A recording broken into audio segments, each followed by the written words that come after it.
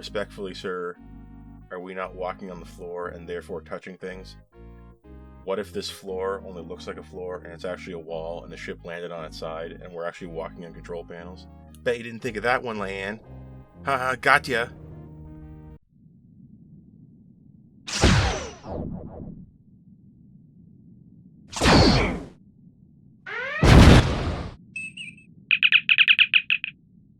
Say hello to episode 6 of season 1, Strange New Worlds. This is called Lift Us Where Suffering Cannot Reach. Immediately an off-putting title for me. I'm not so into these wordy titles. They seem pompous, pretentious, and possibly preposterous.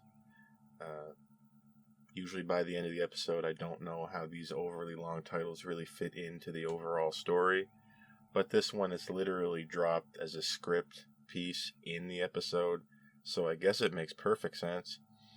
Lifting us where suffering cannot reach. What does that mean? We're going to find out exactly what this means in the episode Lift Us Where Suffering Cannot Reach in Star Trek Strange New Worlds Season 1. This is number 6. What does that mean? Well, we are now over halfway through this season. I did check, this season is 10 episodes. Again, we're going with the short seasons here, but we're now past the halfway point. We can start forming founded opinions about this season.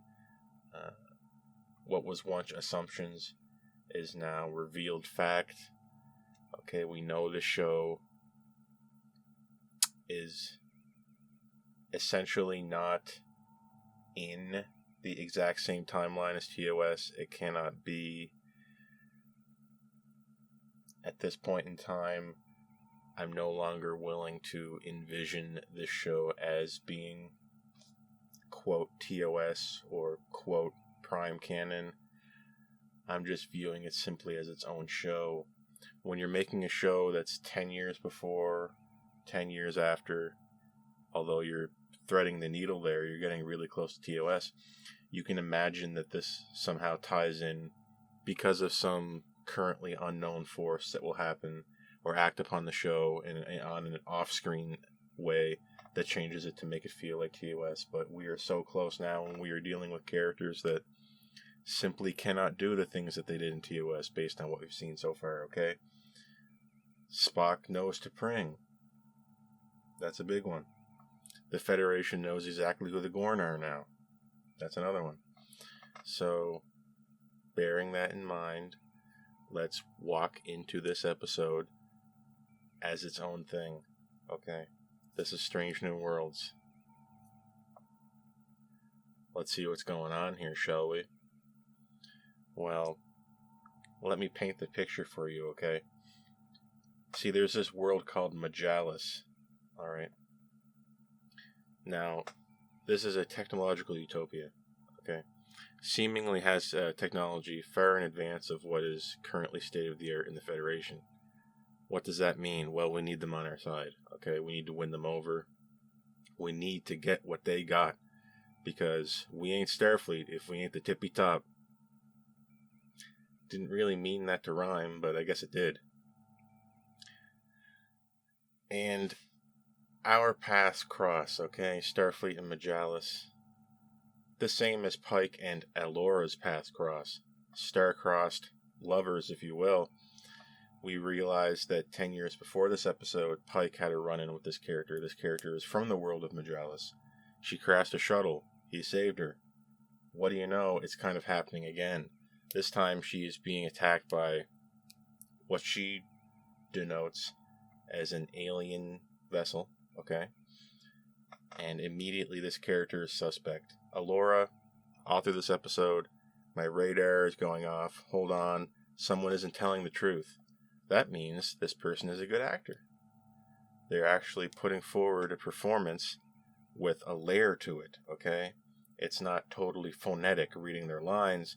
There's a layer of subterfuge slathered on top, like butter on toast. Alora arrives onto the Enterprise after they inadvertently destroy the alien ship. They were only trying to graze it, but it's of diminutive technology, we'll say, this alien so-called ship. Alora and what seems to be this boy's father and a boy arrive on the ship. We learn that this boy is, quote, the first servant. He is essentially a child king of this world. We're establishing that this world has a history of, we'll say for now, electing children to be absolute monarchs. Okay, so this father is the boy's father, strictly, as he says, as a biological sense only. So this child, we know from the way he's talking, is distant from his family, but at the same time is considered the family of everyone on his planet. And rightly so, I guess, if you're going to be its leader. Absolutely. Be that as it may, Alora and Pike immediately hit it off because they had a history together. How TOS is this, right? An old flame returns, and people get in bed while naked, and then the scene transitions and something happened. What happened? I don't know. Pike is the most interesting man in the world again, and the most expensive looking deodorant ad in the world again, that being Strange New Worlds. So of course Alora is smitten, although is this a tactic? Who knows? Alora looks like quite a liar. You see, at every single instance, Pike and the crew of the Enterprise are trying to make an advance towards learning what was going on with these alien, as she calls them, colonists. You know, it's Starfleet regulation to investigate any vessel that we're being attacked by, okay? As you do. But at every single instance, Alora is fighting back at this. Why is Alora fighting this? Why does Alora not want us to learn about the true identity of these attackers, okay? At every single instance, this is important, Alora is seemingly pushing away Starfleet. She fears investigation. They need protection for the first servant up till, and probably not after, the ascension of the first servant, whatever that entails. Begging the question, why do you not want us to see anything? You want our help, but you don't want to answer questions, and you don't want us to look into anything too closely. Yeah, okay. Like, it doesn't take a genius to figure out what's going on here, right? This is a plot of lies, deceit, confusion. We've seen it many times before. People lying about who they are, people lying about what their motives are, and we got to find it. We got to figure out what's going on. We got to get into their head.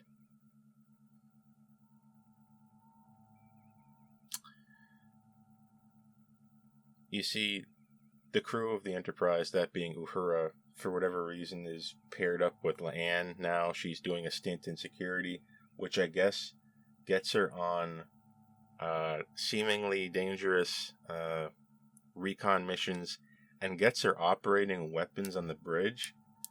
Maybe. I'll buy it, just in the context of Strange New Worlds. They're investigating the ship that attacked Alora, okay? And there's this moment between Uhura and La'an where La'an says, don't touch anything, let your tricorder do the investigating, because Uhura tried to touch something, which is interesting because they're walking on the floor. I would have said, respectfully, sir, are we not walking on the floor and therefore touching things? What if this floor only looks like a floor and it's actually a wall and the ship landed on its side and we're actually walking on control panels? Bet you didn't think of that one, La'an. Haha, gotcha. Maybe I wouldn't have said it quite like that, but I think you get the picture. Spock is on board as well, and he finds the crown of confusion, I'll call it. They deduce that this is a tool that you put on this kid's head, and it makes his brain slow. It makes him dull. It makes him dim. It knocks a few IQ points off, hopefully temporarily. But the crown of confusion is taken on the ship. But for some reason, Alora finds a little servant oath coin thing. These coins are items that belong to guards sworn to protect the first servant, that being the child. And she seemingly recognizes what this is and says, oh, I know what this is. So she doesn't know what the confusion crown is, but she knows what the coin is. That's the first thing I thought was confusing about this episode. at once, things are secretive and we need to hide it. But then at the same time, it's okay to just reveal what we want. And you'll get what I mean by that in a moment if you continue to listen. What would you do when you find this coin? Well, you'll try to track down the person who it belonged to, right? And they do. Pike, for whatever reason, he knows that they can't go down officially as Starfleet business because the Federation is not currently, accepted, per se, on Majalis. So he says, what if I just go down as a friend, right? But then goes with the uniform on. Okay, when you're wearing a uniform, you're also flying a flag. Did you know that? Yeah. So I thought Pike was going to go down without a uniform on. But he didn't. He wore his Starfleet uniform down there.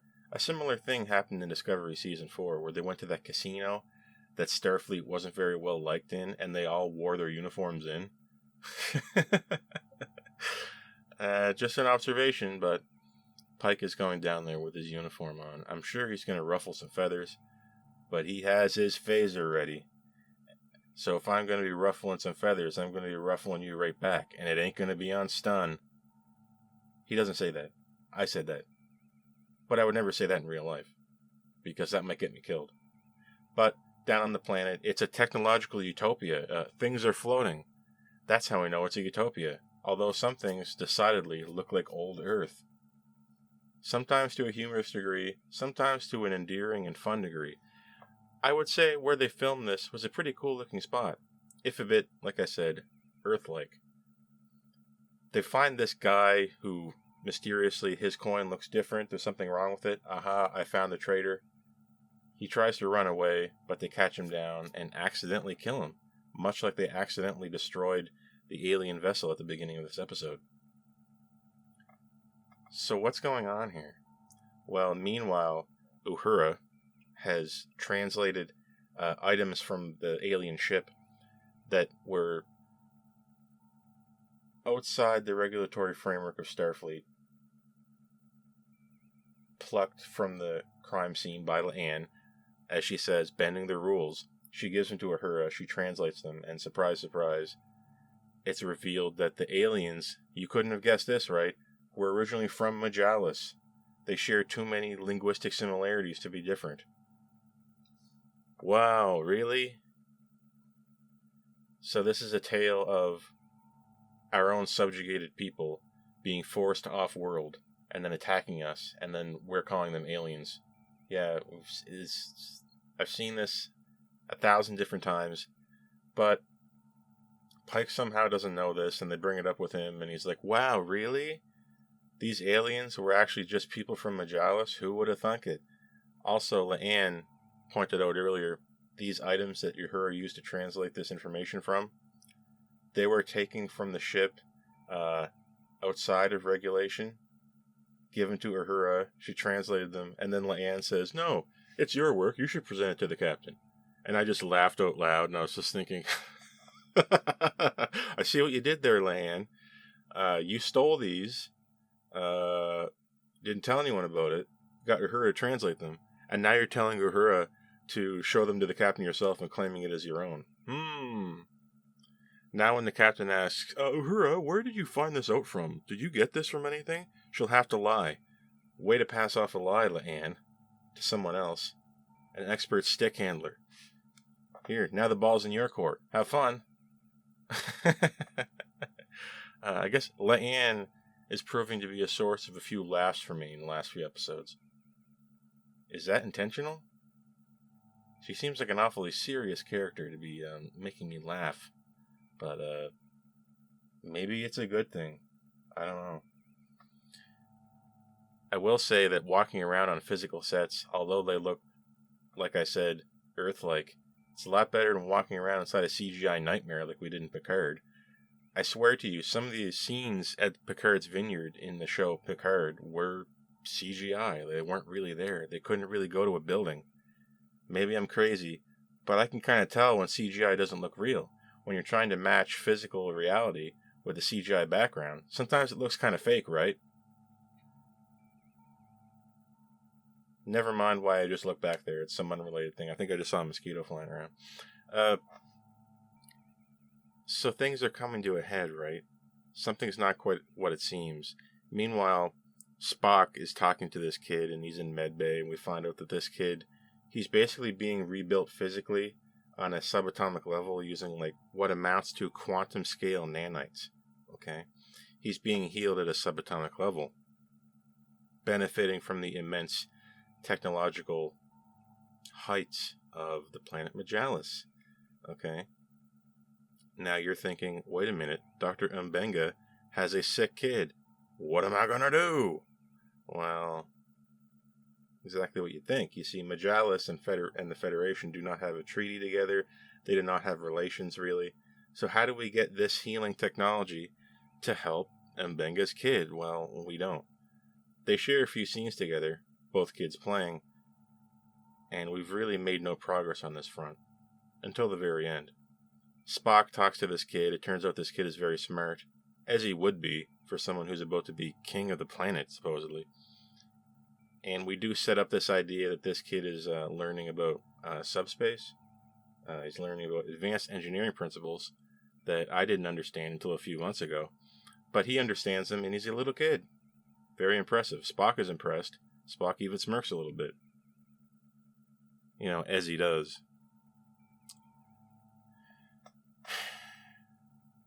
They're, the boy and his father are trying to leave the ship. We are incapable of looking after this kid. He calls the medbay an abattoir, which it is not. The Enterprise is also not a garbage scow, and it should also not be towed away as garbage. Sorry about that one. Sorry. I just blurred that out. They beam off the ship, but guess what? Both of them beam back.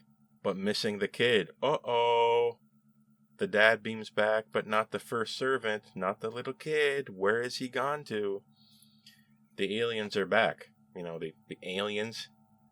And again, we inadvertently destroy their ship, seemingly killing the child. We all believe we killed the child until it's revealed that the child was actually beamed somewhere else on the Enterprise. So, something's afoot, right? Turns out the dad has the inside track on what's going on here because he's partially behind it. He's one of the rebels. He's one of the forsaken people from Majalis, okay, who are trying to stop the Ascension. We learn the Ascension is not what you think it is. It's what I assumed it was as soon as it appeared that they were trying to hide something from me. In the narrative of the story, they kind of don't want you to know the details of the Ascension. That means it's a bad thing. Narratively speaking, I knew what was going to happen in this episode probably a half an hour before they thought I was going to, or half an hour before they wanted me to. But we learn from the dad when he's in the brig that yes, he knew the straight deets on everything that was going on, and it was basically him trying to steal this kid away. The ship being blown up was probably part of the scam because they knew to beam this kid, basically ping a signal off the ship and then back into the Enterprise, hide it, and then make everybody think that the child died. But it was foiled, possibly accidentally by Starfleet. You'll realize in a moment. Our own incompetence to read the situation has led to this child being safely returned to Majalis, and for whatever reason, in this Ascension ceremony, Pike is allowed to watch. Pike sees this kid being taken off to the Ascension.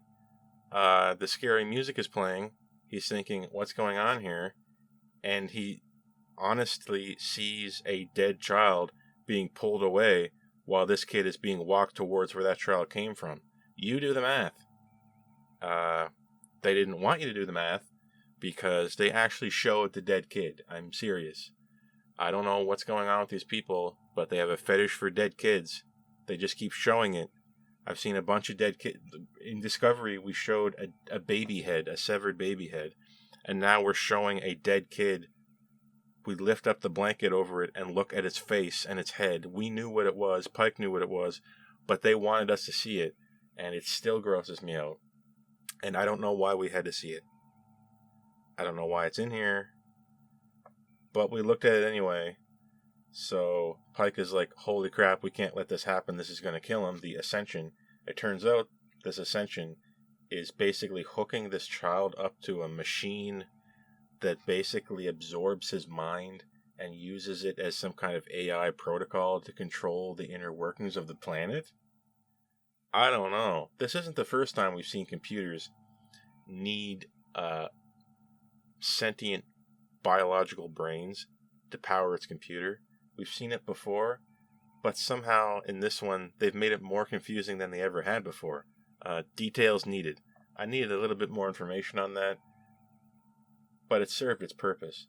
We see the kid get in the machine, we see the dead kid, and we know that the Ascension is the one thing that keeps Majalis running. Okay? The utopia, the veritable utopia that the planet lives in, is resting on the back of seemingly one child, and one child's suffering, that they admittedly don't look away from. They know what they're doing. They know it's wrong. They tried to stop doing it, but couldn't stop. So, congratulations. You've lost the benefit of saying you didn't know better. You knew it was wrong, and you kept doing it. And then she has the gall to turn this back on Pike and try to make it look like the Federation is no different. We're totally different. I was waiting for Pike just to blast her, and he didn't. I don't know if he's in a state of emotional shock. His head wasn't screwed on right momentarily. But if this was Kirk, she'd be destroyed. Alora said something like, "Can you honestly say that your Federation doesn't benefit from the suffering of some child?" Yes! We can say that. Yes, we can. Would it kill Pike to stand up for the Federation for one goddamn second in this episode? Yes, we can say that. That you don't have poverty, disease, and blah, blah, blah. Yes, we can. Okay? And yes, there is a way to do this whole Majalis nonsense without having this kid doing it. Of course there's a way. Okay? The Federation will figure it out. Why? You knew it was wrong. You didn't want Majalis to be part of the Federation. Well, why ask them for help? You've tried to hide the details of the Ascension and what's going on with these aliens the entire episode, and then you just willingly show Pike the Ascension. What did you think Starfleet was going to think? What did you think the Federation of Planets would think when you showed them that? That you're removing the autonomy of a child and having them hooked up to a machine for seemingly the rest of their life to do what? They say they don't even really know how the machine works.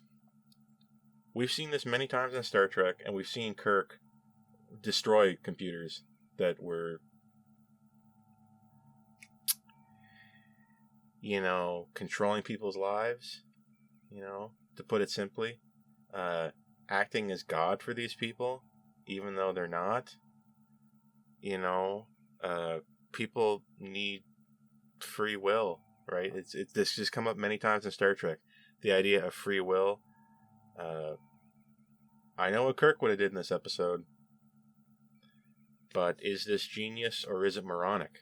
Because Pike isn't Kirk, right? So it's kind of interesting at the same time that Pike did nothing. Pike didn't risk his own skin to save that kid. He fought the guards, but he didn't go back guns blazing. So I'll leave that in your court. Is this interesting character building, or is this stupidity? I don't know. It's riding the line, this one, because at the same time, we can't make this character into Kirk, right? He's Pike. What's he going to do differently? That's the question.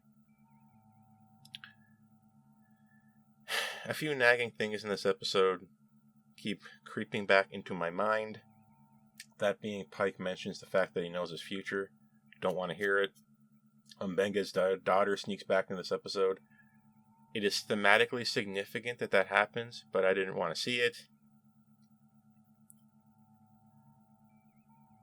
And I believe one of the characters in the background of Majalis was walking around with some kind of holographic display in front of her that she was interacting with. Made me feel physically ill, because it put me right back in the world of Picard and Discovery. I don't want to see that ever again. This is supposed to be new. This is supposed to be fresh. It does feel fresh. We are going to Strange New Worlds. I relish the fact that these are episodic episodes, and because this one was bad, it doesn't mean the next one will be either, because we're not on a train, really. We're on, we'll say, a wagon train to the stars, making all kinds of stops at different towns, meeting new people, new civilizations. We're boldly going. We're no longer on the train track of Discovery and Picard, where every episode follows the last one, so if the current one's bad, there's a high chance the next one is. See, when you're on a train itself, you can't turn around, right? You can't say, oh, I want to go over there. No, you're going where the plot wants you to. What's good about Strange New Worlds is that I don't really know what's going to happen next week. That's a good thing. What's a bad thing is that we're wearing the skin of TOS, seemingly, while having our characters do things that do not line up with TOS. As I said earlier, with regards to Spock, amongst other things. That being said, Spock basically disappeared in this episode. Depending on who you ask, that may be a good or bad thing. This episode, another thematically dense episode. If one thing I can say about Strange New Worlds, one good thing I could say about it, is that it's hitting on the themes, and in this episode it's no different, okay? The theme of this episode is how much suffering are we willing to put up with to benefit the many, and also how do we save kids from a fate that they had no hand in creating? These are the two big questions we're asking here. One of them seems to be at odds with Spock. Spock often said, the needs of the many outweigh the need of the few. We should have put Spock in Pike's seat this episode and had him explain why it's wrong to sacrifice this kid. Can you explain that, Spock? We're pushing the boundaries of Spock's logical framework here. Okay, we're offering the absolute most extreme edge case. Can we literally damn one person to hell to save an entire planet? I say no. But Spock might disagree with me. And in fact, I tend to disagree with him on the whole needs of the many thing. I don't really believe it. If we're not willing to protect the freedom of the one, then what is the benefit of alluding to protecting the freedom of everyone? Well, we can ostensibly say that, we can ensure freedom for blah, blah, blah, everyone, and blah, blah, blah. And then when it comes down to one case where you really need to respect the freedom of that individual, you're not willing to? I take the other tack on that, but thankfully the Federation is a place that accepts many views, so long as you work within the regulation of Starfleet, which is a very important thing. The hierarchy of command is very important. We have ranks for a reason. We have councils on this stuff. Far be it from me to make decisions that involve diplomatic things. Save that for the gold shirts. I wear red for a reason, so I can just goof off all the time and get away with it. Don't let anybody in engineering hear that I said that. We end this episode on a somber note. This is a very downer ending. Sometimes Star Trek had that. Episodes where we don't resolve the problem and we're just left to ponder it. Wow, that didn't work out how I thought it did. Oops. And then it usually ends with a character staring into a window, looking out at space, as this episode did. Paint by numbers plotting, eh? Like I said, we're hitting on the themes. Visuals were a little dim. There were some cool shots of the Enterprise, but I didn't see enough of these alien ships. Although I was delighted by the presentation of Majalis, and delighted to see an interesting looking shuttle design when we go down to the surface of Majalis. The surface, which according to them is like lava or something, and their cities float. So visually, we're doing good. Musically, an interesting piece is playing the moment we see the ascension. Creepy, kind of disturbing music is creeping in with notes of little flute melodies, denoting the austerity of the occasion, an overtone to the disturbing nature of it. It's an interesting track that starts playing at that moment. You should go listen to it again. I think it speaks volumes to what's going on. And if we're hitting visually, we're hitting thematically, we're hitting it on the sound, can this episode be bad? Well, it kind of can be, you see. Originally, I liked this episode a lot more, but I came to hate the final act. The final act is where it kind of falls apart. I don't know why Allura wanted Pike to see the ascension. It would have been better for everyone involved for them to hide that. They had no reason to let him see it. Pike probably would have said, "Oh, okay, I guess they don't want me to see it. I'll respect their culture and not go see it." But they just let him see it. She remembered the coin. They were in the wreckage of the alien ship, and then said she found the coin, and told everyone that she saw it and recognized it. She never should have said that. She should have hid that coin on her person, and then in private, confronted that like guard about that. Right? You don't like, the more you involve Pike and Starfleet, the worse this is for you. Right? You want the protection of Starfleet, not the investigation. Okay. You want the sizzle, not the steak. Whatever that means in this context, I have no idea. So it was an okay episode, let down by a few logical inconsistencies, and overall telling a plot that's not very new. We're using a tired framework to get across interesting themes and interesting ideas. That's about all I can say for it. I've read a million stories and seen a million episodes where something that looked good turned out to be secretly bad, and we have to sacrifice this person for no reason, and yada yada yada. The episode ends, and I stopped watching it. You see, the episode, what happened was, I noticed that the timer had gotten to like 40 some minutes, and then I saw the credits roll, and then I was like, wow, it's time to turn it off now. So I did. What the hell does that mean? Means it's review time. This is probably the stupidest thing I've said on this channel. So bear with me. That was Strange New Worlds, Season 1, Episode 6, Lift Us Where Suffering Cannot Reach. They say, sacrifice, science, service, the three pillars of our society. I call that an S3 plan. I'm Lieutenant Mark, and I'm going to see you guys when I see you. Okay? This episode, it's a little bit better than the last one. Not as good as Memento Mori, I think. Am I getting these review scores mixed up? I have no idea. I guess that's what happens when all your episodes are just kind of middling. They're just kind of ho-hum. I'm going to give this one a flat 6. It's better than nothing. I'm Lieutenant Mark, and I'm about to disappear out of here.